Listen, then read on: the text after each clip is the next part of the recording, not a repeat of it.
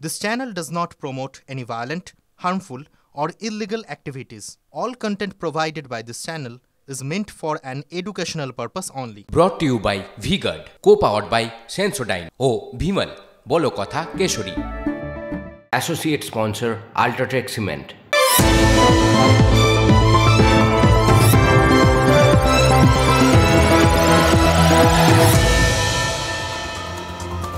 ফটোট্যাক্সিস কাকে বলে জানেন? ওই যে পোকামাকড়রা আপনারা দেখবেন আলোর দিকে, আলোর শিখা যদি পায়, প্রদীপের শিখা যদি পায়, সেই দিকে উড়ে চলে যায়, সেই দিকে ধেয়ে যায়, এটাকেই বলে ফটোট্যাক্সিস। ওই পোকামাকড়ের আলোর দিকে ধেয়ে যাওয়ার প্রবণতা। আলো ঘিরে পোকামাকড়দের ওড়াউড়ি সেটা মোটামুটি সবাই তো দেখেছি, বিশেষ করে কালী পুজোর সময় ছোটোবেলার থেকে। ওই সময় শ্যামা পোকাদের নাচন সেটা তো বাড়াবাড়ির জায়গায় পৌঁছয়।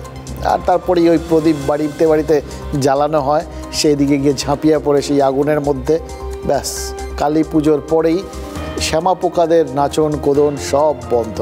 যাই হোক, পোকাদের ওই আলোর প্রতি প্রেমী কিন্তু ওই বললাম শ্যামা পোকাদের মতো প্রাণঘাতী হয়ে যায়।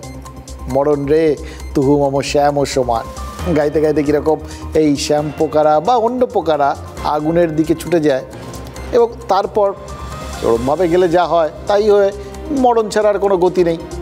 আচ্ছা, এতগুলো কথা বললাম তার কারণ খুব জানতে ইচ্ছা করে, জানেন তো, ছোটোবেলার থেকে যখন দেখতাম তখন থেকেই এটা মনে হতো। আজ পর্যন্ত এটা পরিষ্কার করে বুঝে উঠতে পারিনি, জেনে বুঝে কি কেউ এরমভাবে আগুনে ঝাঁপ দেয়, এরম দল বেঁধে একের পর এক এবং মানে নিয়মিত? ইদানিং মনে হচ্ছে দেয়, ঝাঁপ না দিক অন্তত আগুনে হাতটা তো বাড়ায়। এই যে সন্দেশখালিতে সংবাদ মাধ্যমের দিকে হাত বাড়িয়েছিল পুলিশ, হাত পুড়েছিল, তারপর ফের সন্দেশখালিতে তাদের ছ্যাঁকা খেতে হলো।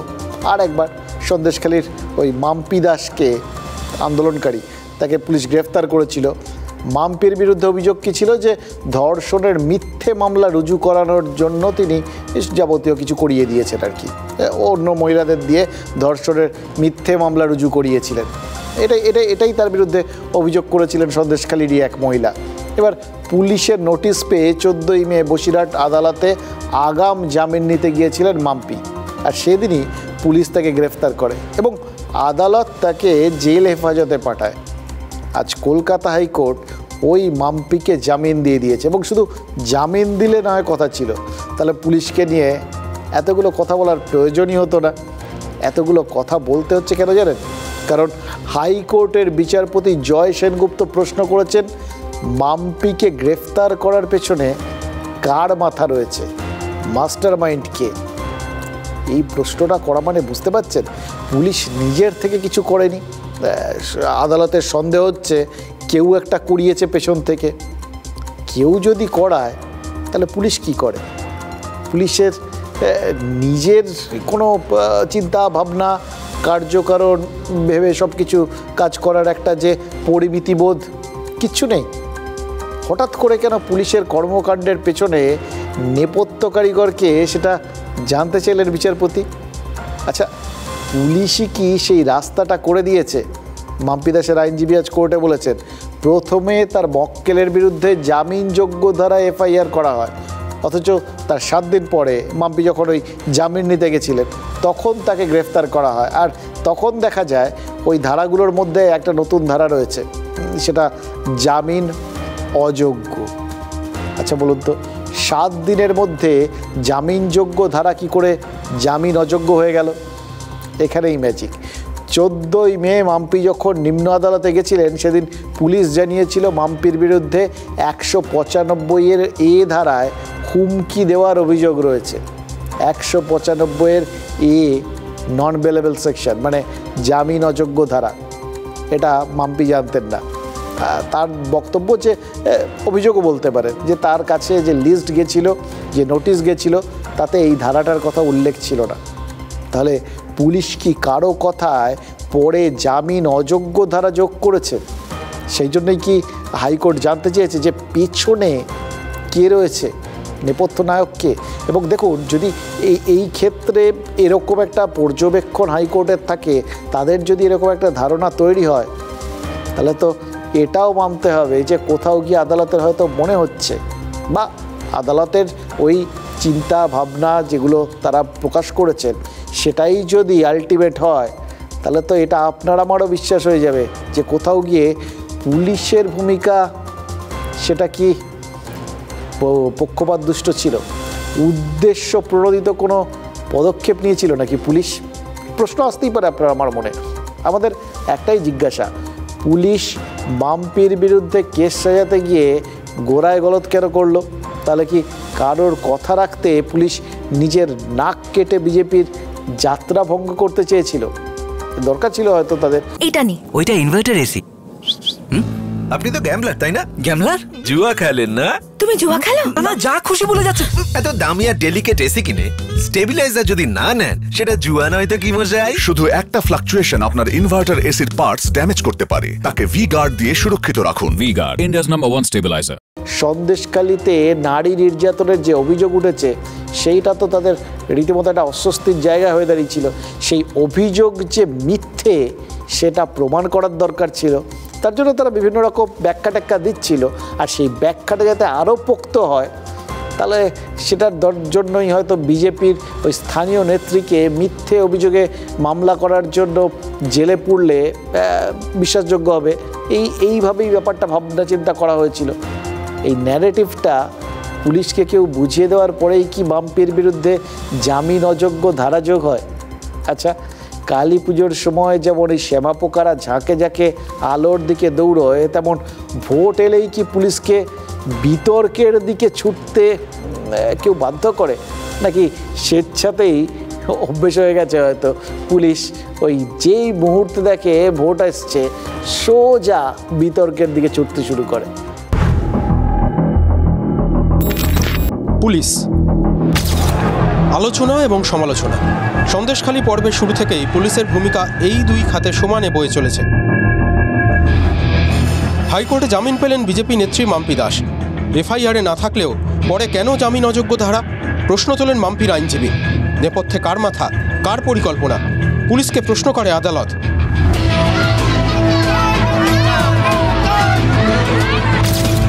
সন্দেশখালী আন্দোলনের কর্মী ও বিজেপি নেত্রী মাম্পির বিরুদ্ধে ভয় দেখিয়ে মিথ্যা মামলা করানোর অভিযোগ দায়ের হয়েছে।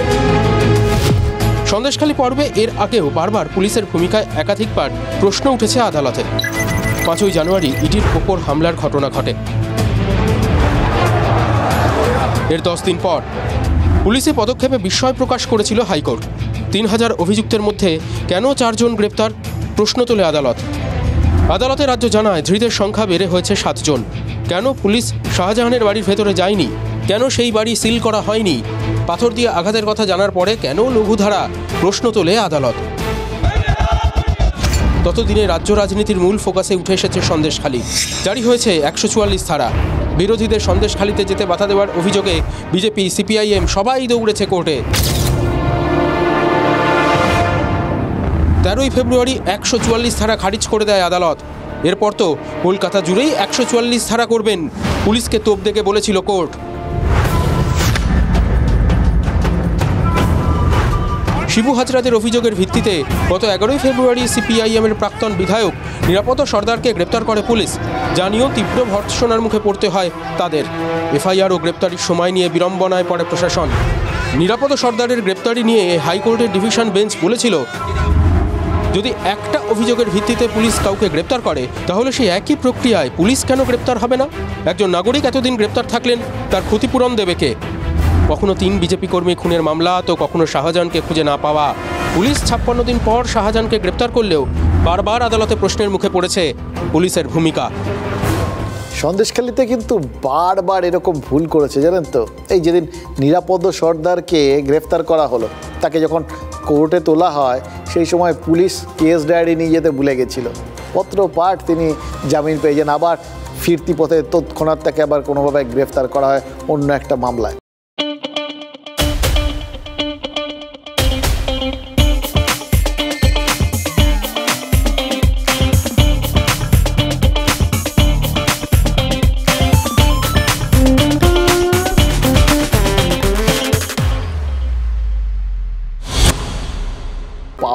পর একটা ধারাবাহিকতা বজায় রেখেছে, যাই বলুন আর কি।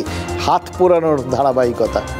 আর এই যে শুনলেন, এই যে এক যাত্রায় পৃথক ফল হয় না, সেজন্যই কি সন্দেশখালিতে নিজেদের হাত পোড়ানোর ট্র্যাকটাও একদম মানে প্রাণপণে অক্ষুণ্ণ রাখছে রাজ্য পুলিশ। শাহজাহানকে গ্রেফতার করতে 50 দিন কাটিয়ে দেওয়া থেকে তো শুরু, তারপর সিপিআইএম নেতা নিরাপদ সর্দার থেকে বিজেপি নেত্রী মাম্পি, সব ক্ষেত্রেই তো বারবার আদালতের এই ভর্ৎসনা সহ্য করতে হচ্ছে পুলিশকে। বারবার এতবার যেচে এরমভাবে অপমানিত হতে, বোকা খেতে ভালো লাগে কারোর বলুন তো? এই একটা জিনিস মনে হচ্ছে, জানেন তো, কোথাও কি ওই কর্তার ইচ্ছে কর্ম করতে হচ্ছে বলেই পুলিশকে এতবার ছ্যাঁকা খেতে হচ্ছে, নাকি অভ্যেস হয়ে গেছে ছ্যাঁকা খাওয়াটা? ছ্যাঁকা আচ্ছা হ্যাঁ, দেখুন, যতই রাজ্যের আইন শৃঙ্খলা ব্যবস্থা এখন জাতীয় নির্বাচন কমিশনের হাতে থাক, পুলিশের অস্বস্তি মানে সেটা তো আলটিমেটলি রাজ্যেরই ধাক্কা, রাজ্যের অস্বস্তি। কারণ দপ্তরটা তো মুখ্যমন্ত্রীর হাতে, পুলিশ মন্ত্রী তিনিই মুখ্যমন্ত্রী। এবার মুখ্যমন্ত্রীর হাতে থাকা দপ্তরের ভূমিকা নিয়ে কোর্ট যদি বারবার প্রশ্ন তোলে, তাহলে গোটা ব্যাপারটাকে একটা রাজনৈতিক দৃষ্টিকোণ থেকে তো দেখতেই হয়, অটোমেটিক্যালি তৈরি হয়ে যায় সেটা, এই যোগাযোগটা রাজনীতির সঙ্গে এই গোটা ঘটনা। তাই মাস্টার মাইন্ড কে সেটা ভাবতে বসলে রাজনীতির কথাই সবার আগে চলে আসে। আজ কাগজপত্র দেরিতে পৌঁছনে জেল থেকে ছাড়া পাননি মাম্পি, কাল জামিনে মুক্ত হবেন। এবার তিনি যখন ফিরবেন, মাম্পিকে নিয়ে সন্দেশখালিতে ওই বিজেপি নেতারা যে বুক বাজিয়ে ঢুকবেন, শোভাযাত্রা করে ঘুরবেন, সেটা তো এখন থেকেই বোঝা যাচ্ছে। তার কারণ একসঙ্গে দুটো জিনিস তারা প্রমাণ করার চেষ্টা করবেন। এক, পুলিশ যেটা করেছিল জোর জবরদস্তি করেছিল, অর্থাৎ তারা কোনো কিছুকে চেপে রাখতে চেষ্টা করেছিল। আর দুই, মাম্পি যেটা করেছেন সেটার মধ্যে কোনো অন্যায় নেই, সেই জন্যেই তো তাকে আটকে রাখতে পারলো না পুলিশ, এত বকা খেলো। সুতরাং তারা ওই জায়গাটার থেকেই, ওই শোভাযাত্রার মাধ্যমেই হয়তো বোঝানোর চেষ্টা করবেন সন্দেশখালিতে যতগুলো অভিযোগ উঠেছে সব সত্যি। পিয়ালিকে যে এরা অ্যারেস্ট করেছিল, সেই আজকে কিন্তু ক্যালকাটা হাইকোর্ট থেকে বেল পায়, সেটা অনেক বড় গুরুত্বপূর্ণ জিত আছে। শুধু বিজেপিরই জিত নয় এটা, এই যে মহিলারা সন্ত্রাসে ভুগছিল, এই যে মহিলারা যে অত্যাচারে ভুগছিল, আর তারপরে তাদের উপরে আরো বেশি করে অত্যাচার যে টিএমসি করছিল, হার তারা মানেনি, এটা আজকে তাদের জিত। কেউ জামিন পেয়ে গেল বা ছাড়া পেয়ে গেল মনে সন্দেশখালিতে বিজেপির যে মিথ্যাচার করেছে সেটা মিথ্যা হয় না। কেউ ছাড়া পেয়ে গেল মনে সন্দেশখালিতে 72 জন মহিলাকে 2000 টাকা করে দিয়ে তাদেরকে মিথ্যা ধর্ষণের অভিযোগ করতে বলা হয়েছে, সেটা মিথ্যা হবে না। বিজেপি আর তৃণমূল রোজ কোথাও মিথ্যা মামলা করছে, কোথাও মিথ্যা অভিযোগ করছে। আমরা বলেছি নো মোর সন্দেশখালি, এবং সন্দেশখালি যদি না হয় তার জন্য আমাদের বাংলার রাজনীতিতে এই শুভেন্দু এবং অভিষেক ব্র্যান্ডের রাজনীতিকে খতম করতে হবে। এই সন্দেশখালি শুধু বাংলাকে নয়, সারা ভারতবর্ষের মহিলা মর্যাদাহানির বিরুদ্ধে প্রতিবাদের সিম্বল হোক, পরিচয় হোক। সন্দেশখালির মা বোনদের পাশে আমি নৈতিকভাবে আছি। সন্দেশখালি কিন্তু জেনুইনলি এই ভোটের বাজার একদম ফিনিক্স পাখি হয়ে গেছে। যতবার আগুনে পোড়ানো হচ্ছে, ধামাচাপা ছাইচাপা হয়ে যাচ্ছে মনে হচ্ছে, ঠিক তারপরে ঝেড়ে ঝুড়ে আবার সব মহিমায় বেরিয়ে আসছে। চারপাশে আলোচনা যত সব সন্দেশখালি নিয়ে হচ্ছে। এই যে দেখলেন তৃণমূলের বক্তব্য তো শুনলেন, যে অভিযোগগুলোকে তৃণমূল বেশি বেশি করে মিথ্যে প্রমাণ করতে চাইছে, সেই অভিযোগগুলোকেই তত বেশি সত্যি বলে প্রচারের উদ্যম পেয়ে যাচ্ছে BJP.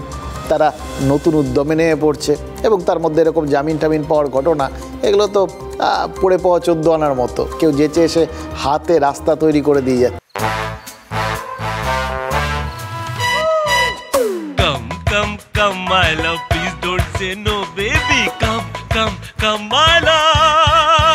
ভি-গার্ডের air coolers, extra large cooling pads সহ যা বড় বড় মহারথীকেও ঠান্ডা করে দেয়। V guard air coolers, long lasting cooling. লক্ষ্মীর ভাণ্ডারের 1000 টাকার বিনিময়ে তৃণমূল যে ভোট চাইছে, সে মহিলা ভোট নিজেদের দিকে ঘুরিয়ে নিতে বিজেপি এই পাল্টা প্রচারটা চালু করেছে, পরিষ্কার বোঝা যাচ্ছে। এবং তারা বলছে যে বাংলার সরকার নিজের মেয়েদেরই নিরাপত্তা দিতে পারে না। শেখ শাহজাহান যতদিন বহাল তবিয়তে ছিলেন ততদিন পারেনি। এখন শাহজাহান নেই, জেলে, কিন্তু তার সাঙ্গপাঙ্গদেরও সামলে রাখতে পারছে না। বিজেপি এত সহজে গোটা বিষয়টা তো ছাড়বে না। পরিষ্কার বোঝা যাচ্ছে যে ওই অত শক্তপোক্ত একটা যেটা পজিটিভ প্রচার তৃণমূলে, এই যে লক্ষ্মীর ভাণ্ডারের মাধ্যমে তারা কিছু মানুষকে, বাংলার মা বোনেদের তাদের হাতে টাকা দিচ্ছেন, সাহায্য করছেন, হাতে গরম টাকা, এটার এফেক্ট দারুণ। সেইটাকে কোথাও গিয়ে একমাত্র এই সন্দেশখালিতে দেওয়ার নাম করে নেওয়ার অভিযোগটা যদি তোলা যায়, তাহলেই কিন্তু কোথাও গিয়ে সেটাকে কাউন্টার করা সম্ভব হয়। বিজেপি তাদের মতো করে সেই জন্য সেই স্ট্র্যাটেজিতেই চলছে। কিন্তু তার মাঝখানে যে প্রচারটা হচ্ছে বা যে বিষয়টা সবার সামনে চলে আসছে বিজেপি নেতাদের বা নেত্রীদের বক্তব্য থেকে, সেটা তো পুলিশকে তারা মোটামুটি কোথাও গিয়ে কারুর হাতের পুতুল বলে ধরে নিচ্ছে, সেটাই তারা প্রচার করছে। কি করে বিজেপি এত সহজে পুলিশকে নিধিরাম সর্দার বানিয়ে ফেলছে বলুন তো? তার উত্তরও রেডি আছে।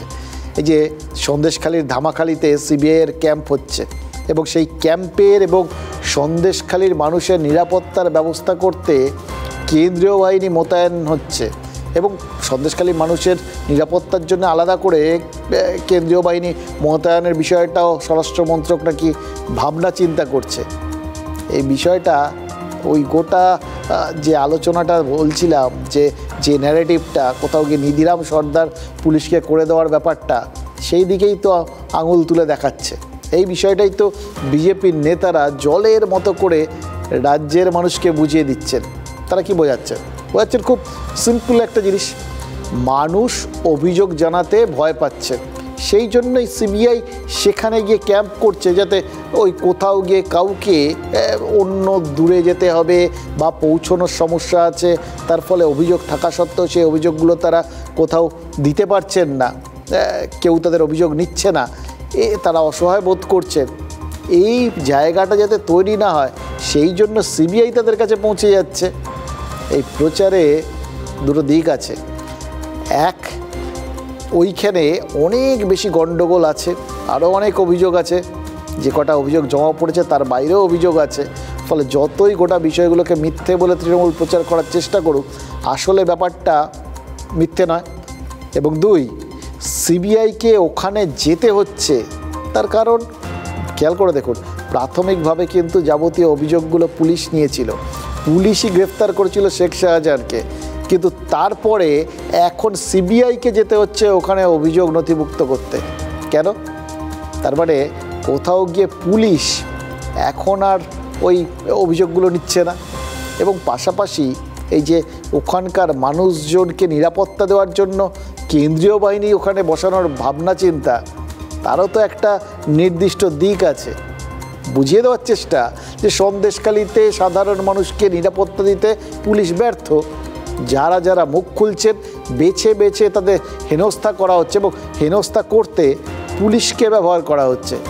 তাই পুলিশের ওপর মানুষের কোনো আস্থা নেই, আর সরকারেরও আস্থা নেই, কেন্দ্রীয় সরকারের। তাই মানুষের স্বার্থে সেখানে এক কোম্পানি সিআরপিএফ পাঠাতে হচ্ছে, অন্তত সেই ভাবনা চিন্তা চলছে। এবং ওখানে এর আগে সিবিআই গিয়ে বা ইডি গিয়ে তারা আক্রান্ত হয়েছিলেন, কেন্দ্রীয় বাহিনীও আক্রান্ত হয়েছিল। তাই এবার তাদের নিরাপত্তার স্বার্থেও ওখানে ওই বড় সড়ো একটা ক্যাম্প তৈরি করতে হচ্ছে কেন্দ্রীয় বাহিনীর। মানে কোথাও রাজনৈতিক চর্চার বাইরে এই গোটা বিষয়টা একটা অন্য দিক নির্দেশ করে ফেলছে, জানেন তো। এবার রাজ্যের দিক থেকে যদি দেখেন তাহলে কিন্তু এটা কতটা বিড়ম্বনার বুঝতে পারছেন। প্রথমত, রাজ্যের তৃণমূল সরকার এবং তৃণমূল দল হিসেবে যখন সন্দেশখালির সমস্ত অভিযোগকে মিথ্যে বলছে, তখন সিবিআই সেখানে নতুন অভিযোগের খোঁজে ঘাঁটি গাড়ছে। যদি সন্দেশখালির বাসিন্দারা সত্যি ভীত সন্ত্রস্ত হন, তাহলে তাদের দরজায় দাঁড়িয়ে অভিযোগ লিপিবদ্ধ করছে সিবিআই। অভিযোগ নিতেই যদি এত দূর এগোয় কেন্দ্রীয় এজেন্সি, তাহলে এবার সেই অভিযোগের তদন্ত করতে তারা কত দূর যাবে বুঝতে পারছেন। অন্তত কত দূর যেতে পারে তারা একটা ইঙ্গিত তো এখানেই দিয়ে রাখছে। সেই ইঙ্গিতটা কত মানুষের মনে সাহস যোগাবে, অনেক মানুষের মনে, কিন্তু আরও কত মানুষের মনে ভয় যোগাবে সেটা বুঝতে পারছেন। এবং কতটা ভয় সিবিআই চুলে কঘা সেটা অনেকেই বুঝতে পারছেন। এবার দ্বিতীয়ত, আইন শৃঙ্খলার বিষয়টা সেটা তো রাজ্যের ব্যাপার। সেই কাজে রাজ্য ব্যর্থ বলেই এখানে এই কেন্দ্রীয় বাহিনীকে আসতে হচ্ছে। এবার দেখুন বিজেপি তারা কিন্তু এই ব্যাপারটাকে এই একটা রাজনৈতিক দৃষ্টিভঙ্গির থেকেই তুলে ধরার চেষ্টা করছে। তারা করতে চায়, তারা করুক, তাদের এটাই এজেন্ডা। কিন্তু এতদিন পর্যন্ত রাজ্যের অভ্যন্তরীণ বিষয়ে কেন্দ্রকে কিন্তু আমরা নাক গলাতে দেখিনি। বাংলার বিজেপি নেতারা কিন্তু বারবার ওই 355 বা 356 ধারা রুজু করার আবেদন করেছেন। তারা যতই আবেদন করুন, নরেন্দ্র মোদীর সরকার প্রত্যেকবার সেই আবেদন নাকচ করে দিয়েছেন, বলে দিচ্ছেন কোনো নির্বাচিত সরকারকে তারা কোনোভাবে ডিস্টার্ব করতে চান না। হ্যাঁ, এখন বিভিন্ন কত আসন পেলে কি হবে না হবে সেগুলো বলছেন, কিন্তু তখনও সরকার ভেঙে দেওয়া হবে এ ধরনের কোনো কথা বলে তারা নিজেদের পাকা ঘুঁটি যদি থেকে থাকে তাহলে সেটাকে কাঁচানোর কোনো চান্স নিচ্ছেন না। কিন্তু এখন যতই নির্বাচনী বিধি বলবৎ থাক, সন্দেশখালিতে সিবিআই ক্যাম্প বসানো আর কেন্দ্রীয় বাহিনী পাঠানোর সিদ্ধান্তে নরেন্দ্র মোদী অমিত শাহরা কি বুঝিয়ে দিচ্ছেন যে চাইলে রাজ্যের অভ্যন্তরীণ বিষয়েও হস্তক্ষেপ করতে কেন্দ্রীয় সরকার তৈরি। যুক্তরাষ্ট্রীয় পরিকাঠামোয় কেন্দ্রের পদক্ষেপের ব্যাখ্যাটা সে যেরকমই হোক না কেন, আইন শৃঙ্খলার বিষয়ে তৃণমূলকে বিব্রত করার কাজটা বিজেপি কিন্তু এই দুটো পদক্ষেপের মধ্যে দিয়ে অনেকটা এগিয়ে নিয়ে গেল। এরা আদিবাসী, এরা দিন আনে দিন খায়, এরা এত কিছু বোঝে না। এদের ওপর অত্যাচার যে হয়েছে এরা তার জন্য প্রতিবাদ করছে, কিন্তু ইমেইল আইডিতে পাঠাবার বিদ্যা এদের নেই। মুখ্যমন্ত্রী তো বড় গলা করে ঘোষণা করেছিলেন যে আমি ক্যাম্প বসাচ্ছি, সব সমস্যার সমাধান করে দেবো। তারপর বললেন জমি ফেরতের প্রক্রিয়া হচ্ছে, সবই তো বললেন। এখন আবার সব উল্টে বলছেন না না না না শাহজাহানের বিরুদ্ধে অ্যাকশন নেওয়াটা আমাদের ঠিক হয়নি। কেন বলছেন? ব্লক অ্যাডমিনিস্ট্রেশন নেমে গেছিল, ক্যাম্প বসিয়েছিল, যখন দেখলো তৎপর রাজ্য সরকার এবং সেই জমিগুলো ফেরত দেবে ইত্যাদি, তখন এটা পছন্দ হয়নি। হাইকোর্টই সিবিআইকে বলেছে তদন্ত করো। আমরা চাই সন্দেশখালীর মহিলাদের উপরে অত্যাচার বন্ধ হোক, এক, আর যারা অত্যাচারী, যারা তাদের ধর্ষণকারী, তাদের সাজা হোক, দুই। যাদের বিরুদ্ধে অভিযোগ ছিল তারা জেলে রয়েছে, শাহজাহান শেখ বলুন, শিবু হাজরা বলুন, উত্তম সর্দার, সকলেরই আছে। এখনো শাহজাহানের মেজ ভাই যে এখনো অ্যাবসকন্ডেড, তার লোকেরা গিয়ে এখনো ভয় দেখাচ্ছে। এই যে ভয়ঙ্কর পরিস্থিতি, ওরা চাইছে এইভাবে ওখানকে ভোটটা করতে, মানে ভোট করার জন্য তৃণমূল কংগ্রেসের যারা ইফেক্টিভলি হয়তো কাজ করছেন তাদেরকে তুলে না। দেখুন, শশী পাজার কথা থেকে একটা কথা পরিষ্কার, যাদের বিরুদ্ধে অভিযোগ তারা তো জেলে আছেন, মানে কোথাও গিয়ে অভিযোগটাকে তারা মান্যতা দিচ্ছেন। বলছেন এই জমি টমি তো ফেরত দেওয়ার ব্যবস্থা হয়েছিল, জমি নিলে তবেই না ফেরত দেওয়ার প্রসঙ্গ আসে, অর্থাৎ কিছু হয়েছিল। তারা একটা পোর্শন, তারা ওই স্টিং অপারেশনগুলো সামনে আসার পর থেকে একটা পোর্শন নিয়ে সংশয় প্রকাশ করছেন। সেই অভিযোগগুলোকে, নারী নির্যাতনের অভিযোগটাকে তারা মিথ্যে বলছেন। কোথাও গিয়ে তাদের মনে হচ্ছে তুল্যমূল্য বিচারে নারী নির্যাতনটা তাদের অনেক বেশি বিপাকে ফেলতে পারে, কারণ এই মহিলা ভোটটা তো তাদের একটা ভোট ব্যাংক হয়ে দাঁড়িয়েছে। এত কষ্ট করে লক্ষ্মীর ভাণ্ডার ঠান্ডার দিয়ে সেই ভোট ব্যাংকটা তারা তৈরি করেছেন। এই ধরনের অভিযোগ এলে সেটা তো সেই ভোট ব্যাংকটাকে কোথাও গিয়ে তাতে ফাটল ধরাতে পারে, সেটা তো তারা হতে দিতে পারেন না। हाँ शुक्ला जी, भिजवाना सिर्फ अल्ट्राटेक ही। मान गया बेटा, पर अल्ट्राटेक ही क्यों? आप ही ने तो कहा था कि घर जिंदगी में सिर्फ एक ही बार बनता है। घर एक, मौका एक, इसलिए सीमेंट भी देश का number 1। UltraTech, India's number 1 cement. জমি টমি নেওয়া, অন্য বাকি মারধর টারধর ওগুলো থাক, ওগুলো ওর নর্মাল ব্যাপার আর কি, ওগুলো নিয়ে খুব বেশি ড্যামেজ হবে না, এটা হয়তো তারা ধরে নিয়েছিলেন। আর সেই জন্যেই তারা কিন্তু প্রতি মুহূর্তে ওই একটা কথাই বলছেন। কিন্তু যে যাদের জেলে আছেন বলে সবাই নিশ্চিন্ত থাকতে পারেন, কাজকর্ম ফুরিয়ে গেছে বলছেন, তাকে জেলে পাঠানো নিয়েই তো অভিষেক বন্দ্যোপাধ্যায় আবার সংশয় প্রকাশ করেছিলেন যে একটু তাড়াহুড়ো হয়ে গেল নাকি, বা তাকে শাস্তি দেওয়া নিয়ে, দল থেকে বার করে দেওয়া নিয়ে। কোথাও গিয়ে এই একটা দ্বিমুখী তত্ত্ব তৃণমূলের মধ্যে কিন্তু কাজ করছে। না পারছে দেখে মনে হচ্ছে না পাচ্ছে খেতে, না পাচ্ছে ওগুলোতে, এরকম একটা ভাব আছে। এবার পাশাপাশি সিবিআইয়ের পদক্ষেপগুলো, সেটার মধ্যেও একটা ইন্টারেস্টিং জায়গা আছে। সন্দেশখালীর মহিলারা ভয়ের চোটে অভিযোগ জানাতে পারছেন না বলে শুধু যে সিবিআই সেখানে পৌঁছে গেছে তা তো নয়, সন্দেশখালির কথা শুনতে সেখানে বিরোধী রাজনৈতিক দলগুলো তো একদম পুরো কান পেতে রয়েছে। বিরোধী নেতা নেত্রীরা ঘন ঘন যাতায়াত করছেন। শুভেন্দু অধিকারী তো সেই কবে সন্দেশখালিতে বাড়ি ভাড়া নিয়েছেন। আজ অর্চনা মজুমদারের নেতৃত্বেও তো সন্দেশখালিতে বিজেপির মহিলা সেল গেছিল। সোমবার ওই বেরমজুর গ্রামে পুলিশকে ঘিরে বিক্ষোভ হয়। রাত ভোর রাস্তায় বসেছিলেন বেরমুজরের মহিলারা, আর সেদিনই গ্রেফতার করা হয় গীতা বর নামে এক আন্দোলনকারীকে। আজ গীতার বাড়িতে গেছিলেন বিজেপির প্রতিনিধি দল। তৃণমূলের নির্দেশে পুলিশ দমন পীড়ন চালাচ্ছে, এই ব্যাখ্যাটা আরও জোরদারভাবে প্রচারের অভিযোগ যেমন তারা হাতছাড়া করেননি, তেমনি পুলিশ বেশি বাড়াবাড়ি করলে পুলিশেরই হাত পুড়বে এ কথা বলার সুযোগটাও তো অর্চনা মজুমদাররা হাতছাড়া করেননি। যে মাম্পি দাস জামিন পেয়ে গেছেন এ কথা জানার পর সন্দেশখালিতে আজ ব্যান্ড পার্টি ডেকে উৎসব করেছে বিজেপি। আবির খেলা হয়েছে। বিজেপির সেই উচ্ছ্বাসে চেরি অন দ্য কেক হয়ে এসেছে হাইকোর্টের আরও একটা নির্দেশ। ফলে এ বিষয়ে আরও কয়েকটা কথা তার মানে বলা বাকি রয়ে যাচ্ছে, যে কথাগুলো না বললেই নয়।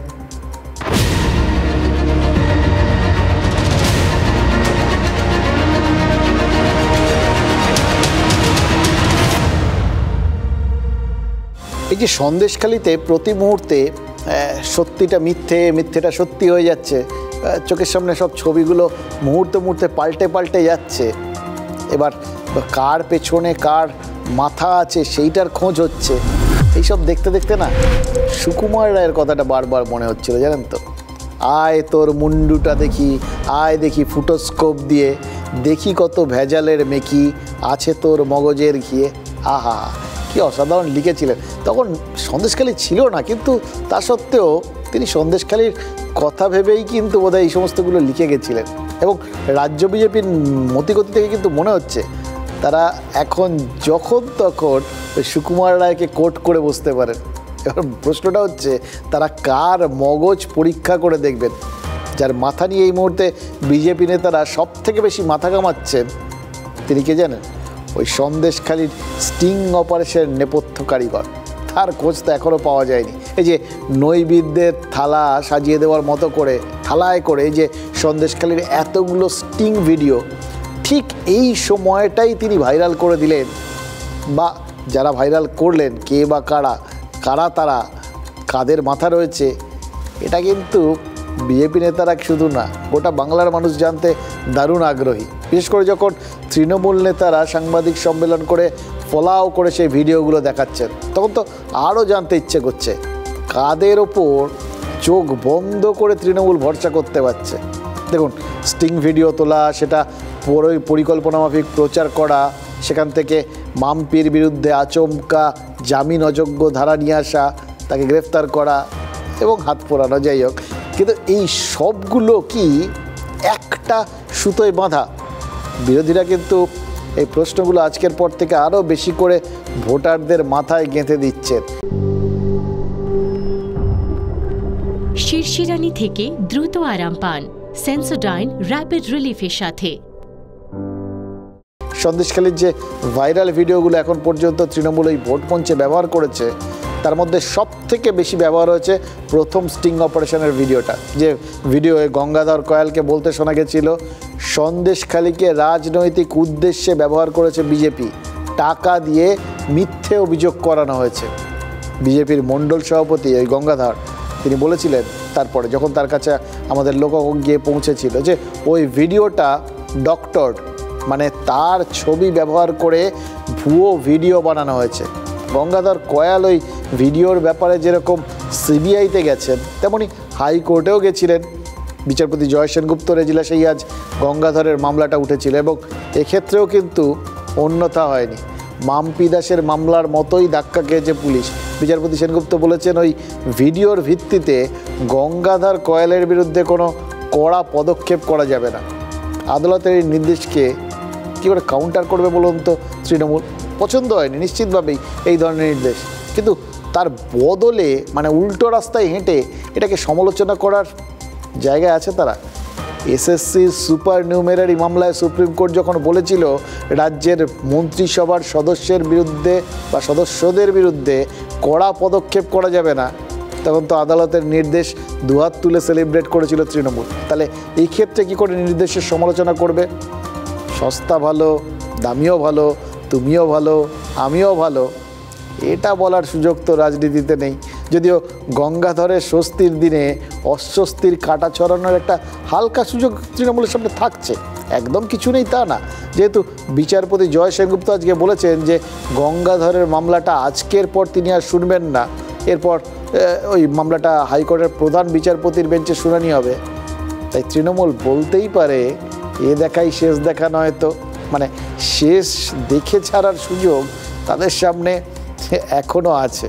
হাইকোর্ট রক্ষা কবচ দিয়েছে, এটাতে আমাদের কিছু বলবার নয়, কিন্তু রক্ষা কবচ দিয়েছে মানেই তিনি যে তার যে ভিডিও সামনে এসেছে সেটা মিথ্যে, সেটা প্রমাণিত হয় না।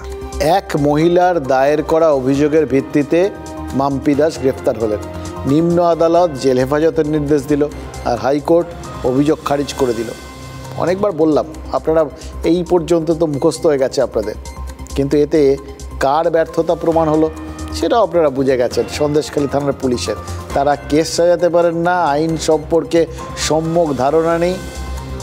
এই বিষয়গুলো খানিকটা সবার কিন্তু মনের মধ্যে গেঁথে যেতে শুরু করেছে।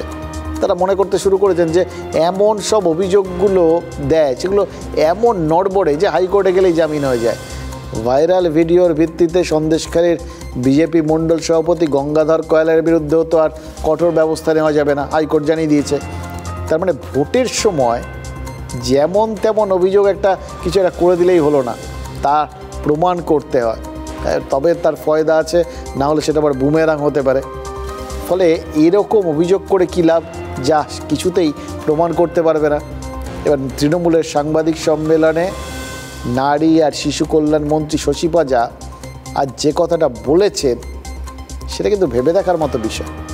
हाँ शुक्ला जी, भिजवाना सिर्फ अल्ट्राटेक ही। मान गया बेटा, पर अल्ट्राटेक ही क्यों? आप ही ने तो कहा था कि घर जिंदगी में सिर्फ एक ही बार बनता है। घर एक मौका एक, इसलिए सीमेंट भी देश का number 1 UltraTech, India's number 1 cement. এই যেগুলো বলে কোনো অ্যালিগেশন, এই অভিযোগগুলো তারা নিজেরাই প্রমাণ করতে পারবে না। একটা দিয়ে দিই, একটা অভিযোগ দিয়ে দিই, এই অভিযোগ অজুহাত এইগুলোই দিতে থাকবে। এই করতে করতে 20 তারিখ আর 25 তারিখও এসে যাবে নির্বাচনী দিনগুলো। কি ভাবছেন শশী পাজা কথাগুলো সন্দেশখালীর ভাইরাল স্টিং ভিডিও সম্পর্কে বলেছেন? ভুল বুঝবেন না, একদম বলেননি।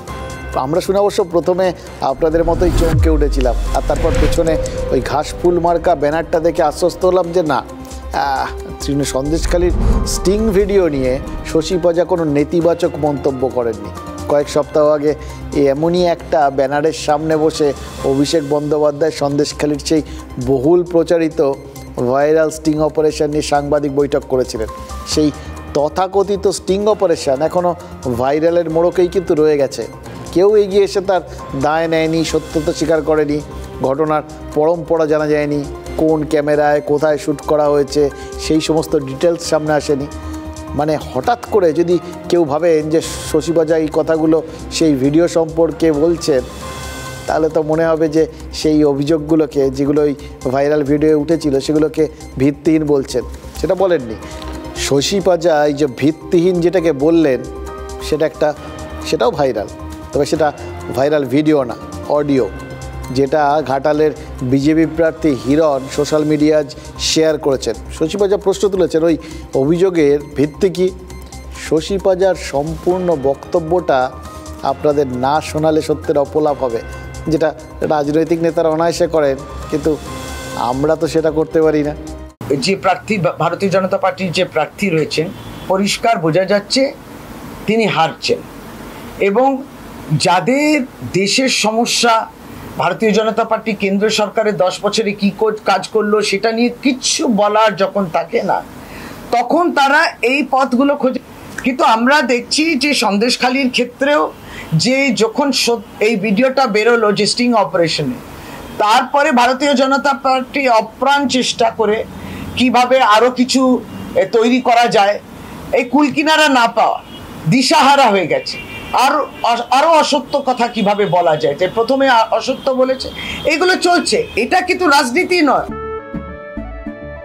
কেশরিয়া বেশে মন যোগী হল রে, আনন্দে নেচমো মাতোয়ারা হল রে, কেশরিয়া বেশে মন যোগী হল রে। প্রতি মুহূর্তে কেসরি উৎসব উদযাপন করুন বিমল বলো ভাষা কেসরি। আচ্ছা, তৃণমূলের তরফ থেকে কোনো লিখিত বা অলিখিত নির্দেশ রয়েছে নাকি তাদের দলের নেতা বা মুখপাত্রদের জন্য, যেখানে যে বিষয়ে কথা বলুন না কেন আলটিমেটলি সেটা টেনে নিয়ে গিয়ে সেই প্রসঙ্গটাকে সন্দেশখালিতে নিয়ে গিয়ে ফেলতে হবে, অথবা সন্দেশখালিতে সব প্রসঙ্গকে টেনে নিয়ে যেতে হবে, সন্দেশখালির থেকে কোনো অভিযোগ উঠলে সেটাকে মিথ্যে বলতে হবে।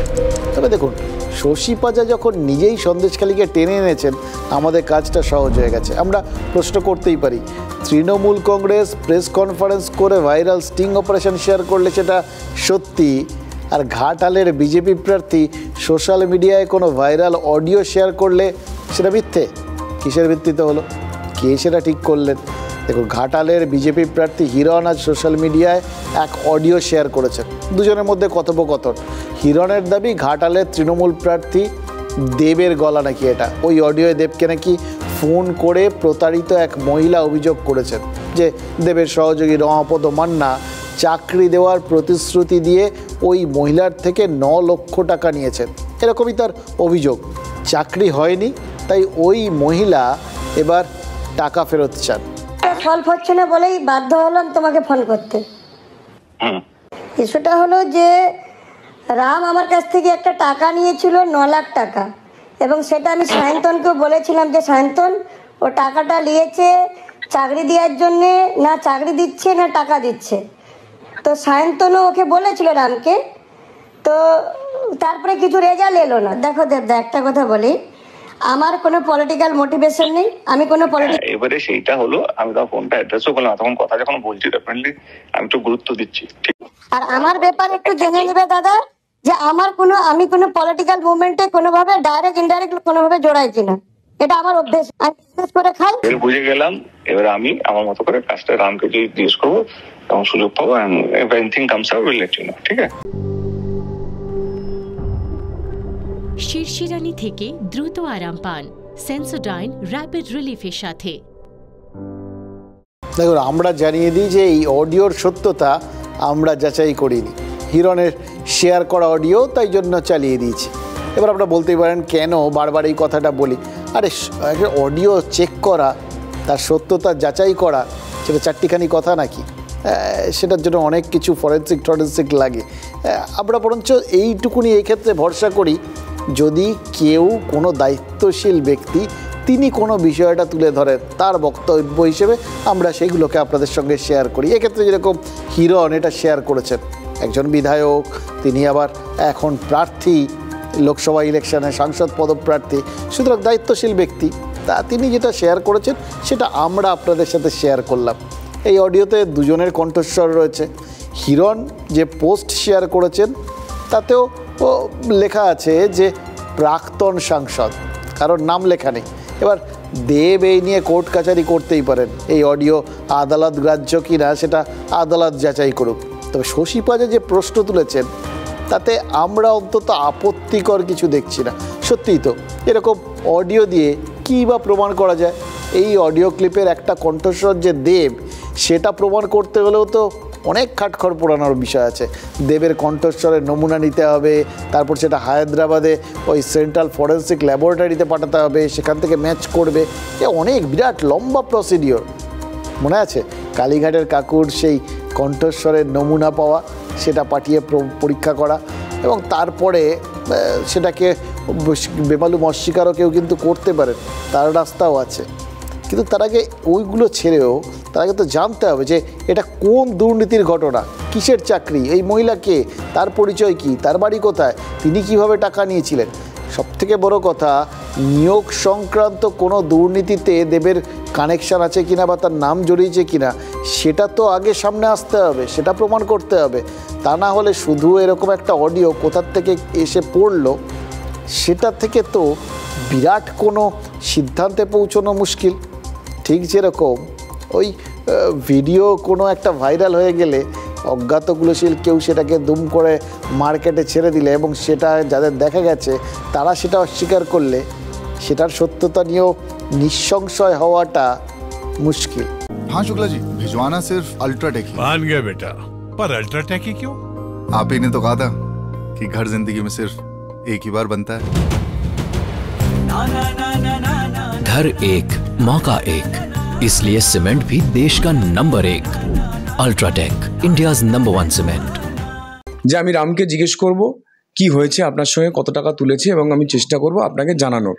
তার মানে উনি পুরোটা জানতেন, এবং উনি জানতেন বলেই তবে উনি এই প্রশ্নের উত্তর দিচ্ছেন যে আমি রামকে জিজ্ঞেস করব। এবং ওনার যে সেক্রেটারি সায়ন্তন, তাকেও এই ফোন করেছে। সায়ন্তনবাবুও বলছেন যে হ্যাঁ আমি সাংসদকে জানিয়েছি বা সাংসদকে জানাবো, এবং আমিও চেষ্টা করছি আপনার হয় চাকরি বা টাকাটা ফেরত দেওয়ার।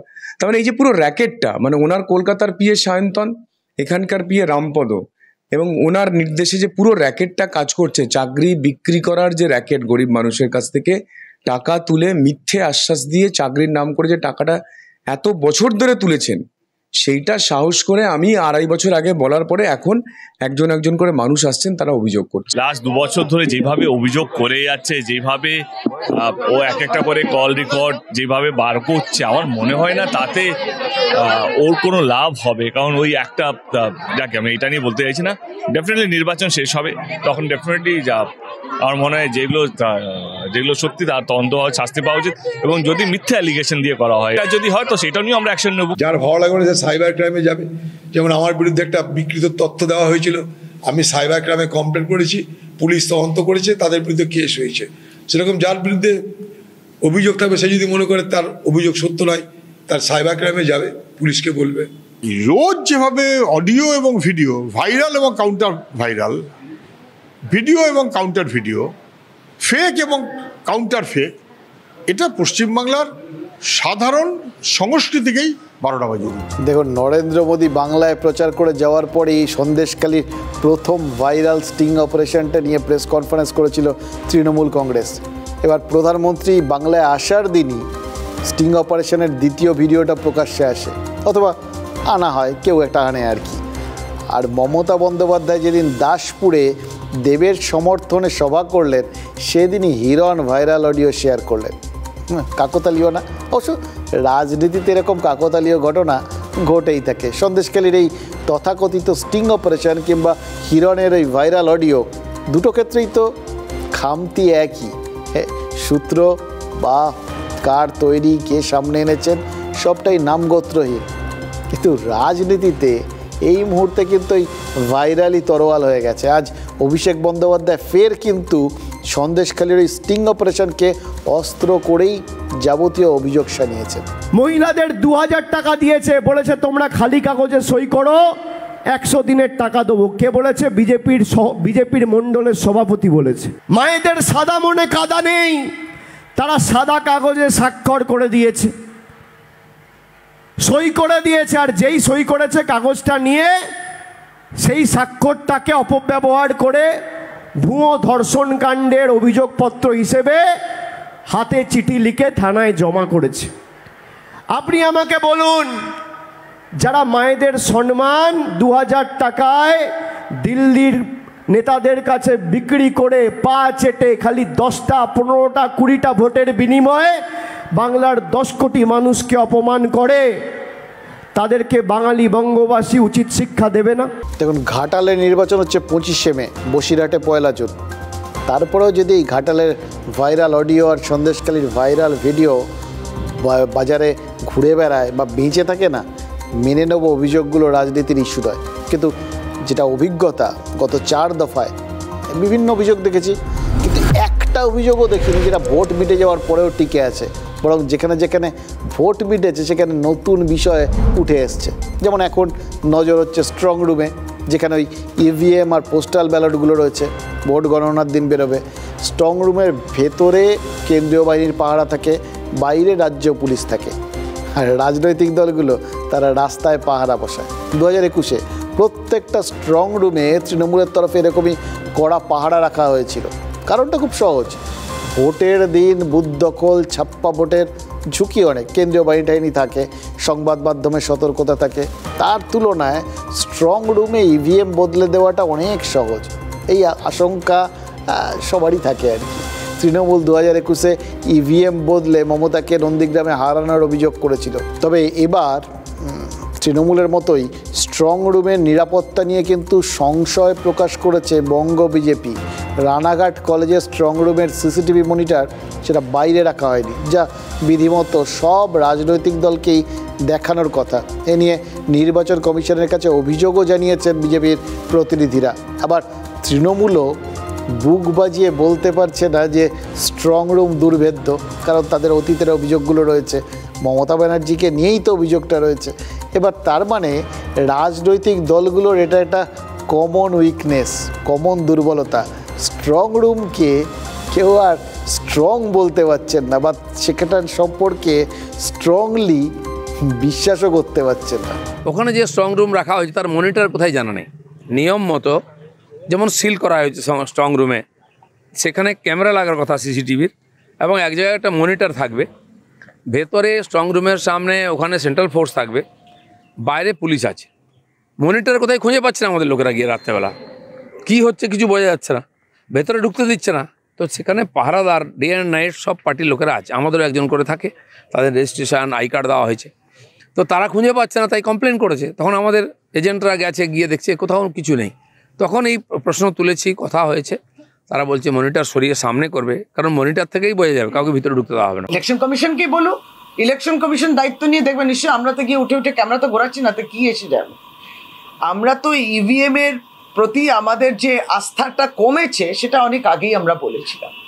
ব্যালটের দিকে গেলে ভালো হতো, ইলেকট্রাল রিফর্মসের কথা মমতা বন্দ্যোপাধ্যায় বলেছেন। এটা নন্দীগ্রামে হয়েছে, সে লোডশেডিং এ ভাইরাল হয়ে গেছে এবং সেই অসুখটা একদম ভাইরাসের মতো ছড়িয়ে গেছে মহারাষ্ট্র। দেখলেন তো সুপ্রিয়া সুলের। সুতরাং কোথায় কোথায় এরকম ঘটনাগুলো হচ্ছে সেটা বুঝতে হবে।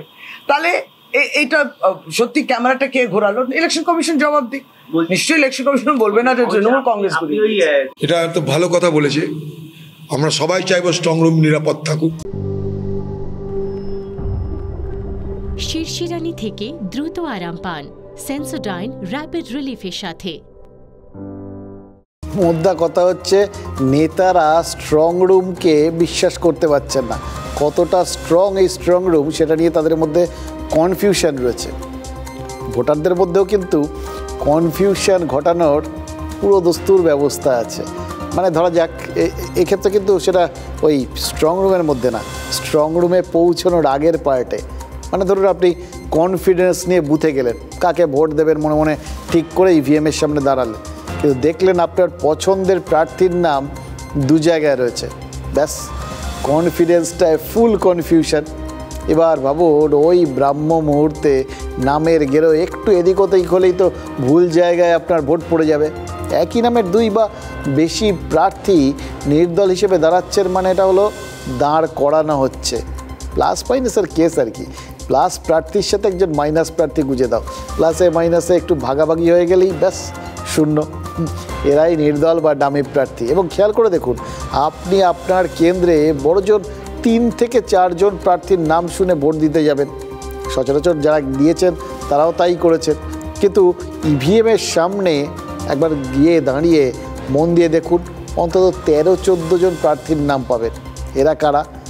আগের ভোট মানে চতুর্থ দফার ভোটে রানাঘাটে 2 জন জগন্নাথ সরকার ভোটে লড়েছেন একই জায়গায়। একজন বিজেপি প্রার্থী তথা প্রাক্তন সাংসদ, আরেকজন সবজি বিক্রেতা। বরানগর উপনির্বাচনেও একই কাণ্ড। সজল ঘোষের নামে আরেকজন ভোটে দাঁড়িয়েছেন, মানে তার নামও সজল ঘোষ আর কি। এদিকে বারাসাতে কাকলি ঘোষ নামে এক নির্দল প্রার্থীকে অপহরণ পর্যন্ত করা হয়েছে বলে অভিযোগ উঠেছিল। এবার যাদবপুরে শুনছি বিজেপির তরফ থেকে 3 জন ডামি প্রার্থী দেওয়া হয়েছে। মানে মজাটা হলো, ভোটারদের সব দলই নিজেদের সম্পত্তি বলে দাবি করে, কিন্তু তাদের কনফিডেন্সটা ভেঙে দেওয়ার জন্য কনফিউজ করার খেলাটা সবাই খেলে থাকে। কি মজার ব্যাপার বলুন তো।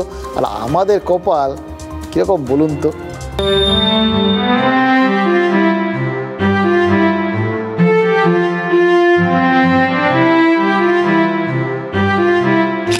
রোমিও অ্যান্ড জুলিয়েট নাটকে শেক্সপিয়ার লিখেছিলেন হোয়াটস ইন এ নেম, বাংলা করলে দাঁড়ায় নামে কি আসে যায়। ভোটবঙ্গের রঙ্গচিত্রে নাম যে কতটা দামি তা হাড়ে হাড়ে টের পাচ্ছেন অনেক ভোটারই।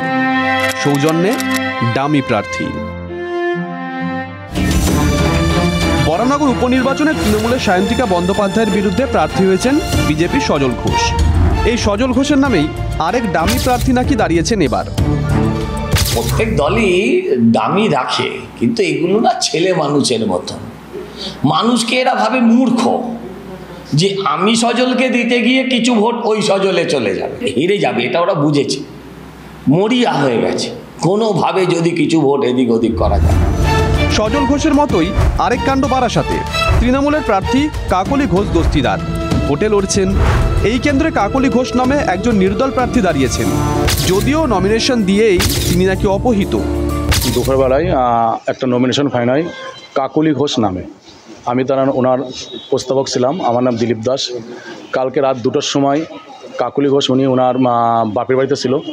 2টোর সময় কিছু দুষ্কৃতী এসে ওনার বাড়ি থেকে তুলে নিয়ে আসে। এটা যত সম্ভব আমার ধারণা, যেহেতু কাকলি ঘোষ দস্তিদার টিএমসির প্রার্থী হয়েছে, এখনও কাকলি ঘোষ নামে যেহেতু উনি দাঁড়িয়েছে, এখনও কাকলি ঘোষ ভয় পাচ্ছে, যার জন্য ওনাকে তুলে নিতে পারে। তবে অপহরণের অভিযোগের পর শেষমেশ নির্দল প্রার্থী অপহরণের অভিযোগও প্রত্যাহার করেছেন, সঙ্গে নমিনেশনটাও। নির্দল বা ডামি প্রার্থীর প্রভাব দেখা গেছে চতুর্থ দফাতেও। রানাঘাটের ভোটাররাও দুজন জগন্নাথ সরকারের নাম শুনে রীতিমতন চমকে গেছিলেন। একজন বিজেপির জগন্নাথ সরকার, আরেকজন একই নামের এক সবজি বিক্রেতা। জগন্নাথ সরকার, আমি রানাঘাট কেন্দ্রে লোকসভা কেন্দ্রে আমি নির্দল প্রার্থী দাঁড়িয়েছি।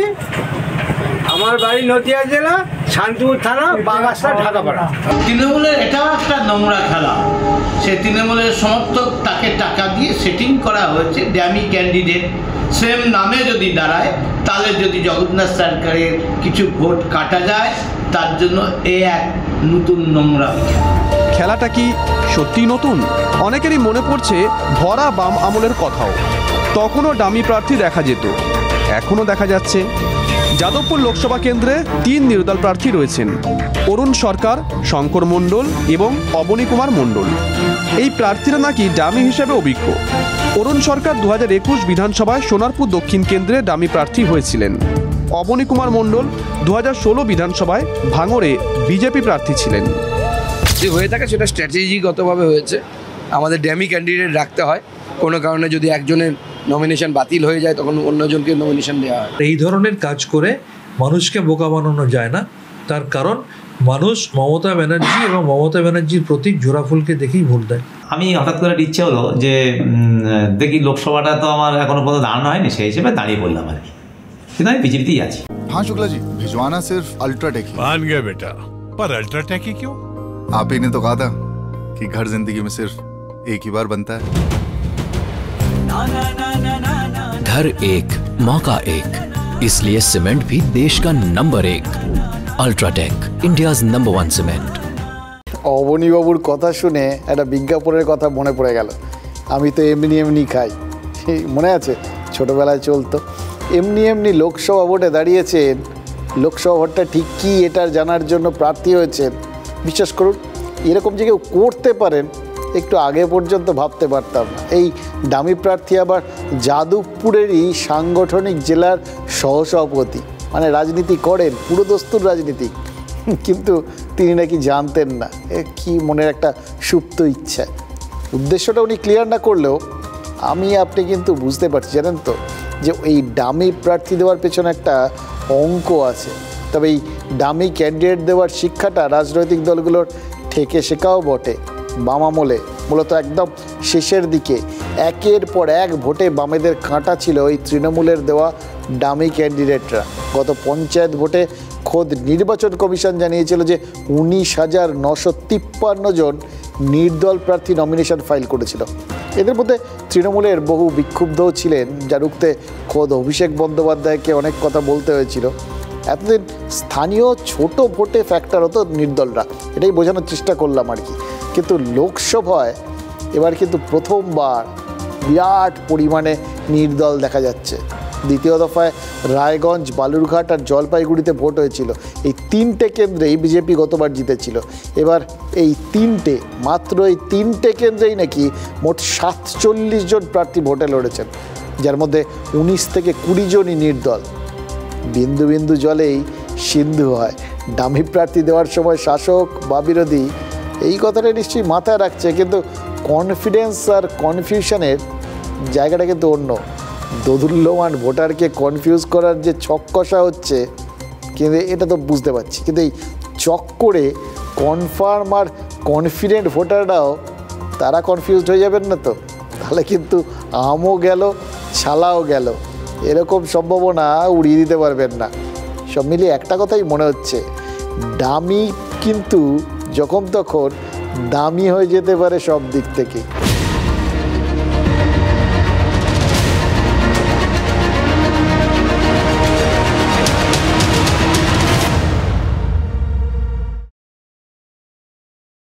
Brought to you by V-Guard, co-powered by Sensodyne O Bhimal, বলো কথা কেশরী।